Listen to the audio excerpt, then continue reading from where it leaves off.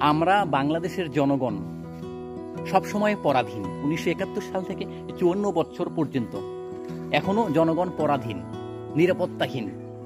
জনগণের কোনো স্বাধীনতা বা নিরাপত্তা এই বাংলাদেশে নাই। এদেশে স্বাধীন বা নিরাপত্তা নিশ্চিত কাদের জানেন? শুধুমাত্র যারা ক্ষমতায় যায়, অথবা যারা ক্ষমতায় থাকে, অথবা যারা ক্ষমতা নেয়, তারাই শুধু স্বাধীন। তাদের নিরাপত্তা নিশ্চিত হয়। জনগণের নিরাপত্তা নিশ্চিত নেই এই বাংলাদেশে। যারা স্বাধীন বা যাদের নিরাপত্তা নিশ্চিত আছে, তারা যা খুশি বলতে পারে, তারা যা খুশি লিখতে পারে, তারা যেভাবে খুশি চলতে পারে, তারা যেভাবে খুশি বলতেও পারে। কিন্তু জনগণ এখানে পরাধীন জীবনে। পরাধীনতার গ্লানি, পরাধীনতার শ্রীকোল জনগণের শরীরে বা মগজে অথবা হাতে, সব জায়গায় এমনভাবে বেঁধে দেওয়া হচ্ছে যে এই বাংলাদেশের জনগণ মনে হয় না কোনোদিন স্বাধীন হতে পারবে।